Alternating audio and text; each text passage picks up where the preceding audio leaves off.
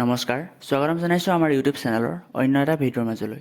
এই ভিডিঅ'টো এটা বিশেষ টপিকৰ ওপৰত হ'বলৈ গৈ আছে আৰু সেয়া হৈছে যে ইতিমধ্যে তোমালোকে গম পাইছাই যে মেট্ৰিকৰ যিসমূহ ৰিজাল্ট আছে সেই ৰিজাল্টসমূহ 19, 20, 21 এপ্ৰিল এই তিনিটা তাৰিখৰ ভিতৰতে দিব বুলি ইতিমধ্যে মুখ্যমন্ত্ৰী ডাঙৰীয়াই ঘোষণা কৰিছিলে। এতিয়া বহুতো ছাত্ৰ ছাত্ৰীৰ মাজত বা মনত কনফিউজন হ'ব পাৰে যে কেতিয়া চূড়ান্ত ডেটটো কেতিয়া হ'ব পাৰে, অৰ্থাৎ মেট্ৰিকৰ যি ৰিজাল্ট সেই ৰিজাল্টটো কোনটো ডেটত দিয়াৰ সম্ভাৱনা অতিকৈ বেছি।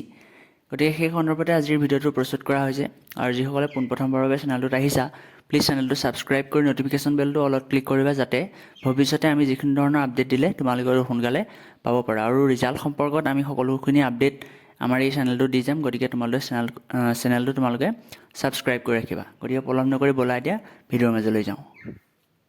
এতিয়া পোনপ্ৰথমে তোমালোকক এটা কথা জনাব বিচাৰোঁ যে যিহেতু মুখ্যমন্ত্ৰী ডাঙৰীয়াই তিনিটা ডেট ঘোষণা কৰিছে, অৰ্থাৎ 19, 20, 21 এই তিনিটা ডেটৰ ভিতৰতে তোমালোকৰ ৰিজাল্ট দিব বুলি ঘোষণা কৰিছে।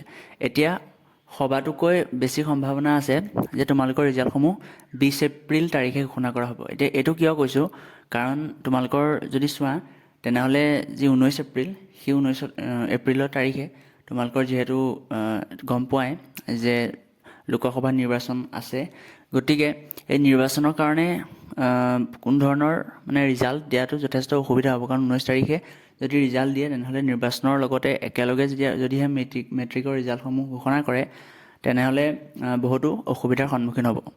গতিকে এতিয়া ৰণোজ পেগু ডাঙৰীয়াই ইতিমধ্যে ঘোষণা কৰিছে যে তেওঁক এই কথাটো ক'লত তেওঁ কৈছিলে যে মেট্ৰিকৰ যি ৰিজাল্ট সেই ৰিজাল্টৰ লগত নিৰ্বাচনৰ কোনো সম্পৰ্ক নাই, অৰ্থাৎ মেট্ৰিকৰ ৰিজাল্টটো চলি থাকিব, লগতে নিৰ্বাচন যেনেধৰণে চলি আছে সেইভাগেও চলি থাকিব। এতিয়া তেওঁ যদিও কৈছে যে 19 তাৰিখে ৰিজাল্ট দিয়াৰ কোনো ধৰণৰ অসুবিধাৰ সন্মুখীন নহয়, কিন্তু ভালকৈ চালে এইটো কথা ধৰিব পৰা যায় যে ডাইৰেক্টলি 19 তাৰিখে ৰিজাল্ট দিয়াটো অলপ সম্ভাৱনাটো অতি কম। সম্ভাৱনা কেলৈ কম, কাৰণ নিৰ্বাচনৰ বিভিন্ন ধৰণৰ কাম কাজসমূহৰ লগতে যিহেতু মেট্ৰিকৰ ৰিজাল্টটো অতিকৈ গুৰুত্বপূৰ্ণ নিৰ্বাচনৰ লগতে, গতিকে দুয়োটা একেটা ডেটতে দিয়াৰ সম্ভাৱনা নাই। গতিকে তোমালোকক এইটো টপিকৰ ওপৰতে আজি ভিডিঅ'টো প্ৰস্তুত কৰা হৈছিলে। তোমালোকক এইটো খবৰ দিবলৈ আমি ভিডিঅ'টো বনাইছোঁ। গতিকে তোমালোকে এতিয়া ধৰি ল'ব পাৰা যে তোমালোকৰ যি ৰিজাল্টসমূহ সেই ৰিজাল্টসমূহ 20 এপ্ৰিল তাৰিখে ঘোষণা কৰা হ'ব।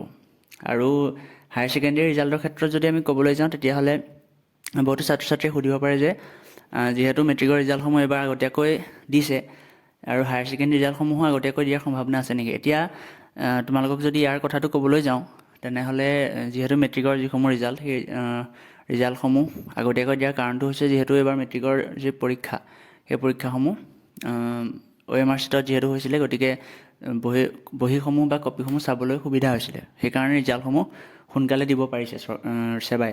কিন্তু হায়াৰ ছেকেণ্ডেৰীৰ ক্ষেত্ৰত যদি আমি চাবলৈ যাওঁ, হায়াৰ ছেকেণ্ডেৰীত যিহেতু কোনো ধৰণৰ OMR শ্বীটত এক্সাম হোৱা নাই আৰু এজ ইউজুৱেল আগতে যেনেকৈ এক্সামসমূহ কণ্ডাক্ট কৰা হয় তেনেধৰণে এক্সামসমূহ ছাত্ৰ ছাত্ৰীসকলে দিছে। গতিকে তোমালোকৰ যিসমূহ ৰিজাল্টসমূহ আগতীয়াকৈ দিব বুলি তোমালোকে ক'ব নোৱাৰা, কাৰণ OMR শ্বীটত যিহেতু এক্সামসমূহ হোৱা নাই, গতিকে কপিসমূহ বা বহীসমূহ চাবলৈ অলপ হ'লেও টাইম লাগিব। গতিকে যিসমূহ হায়াৰ ছেকেণ্ডেৰী ছাত্ৰ ছাত্ৰী আছে তেওঁলোকক মই ক'ব বিচাৰোঁ যে তোমালোকৰ যিসমূহ ৰিজাল্ট হয়তো মে' মাহৰ লাষ্টত তোমালোকৰ ৰিজাল্টসমূহ ঘোষণা কৰাৰ সম্ভাৱনা আছে। গতিকে আজিৰ ভিডিঅ'টো এইটো টপিকৰ ওপৰতে আছিলে।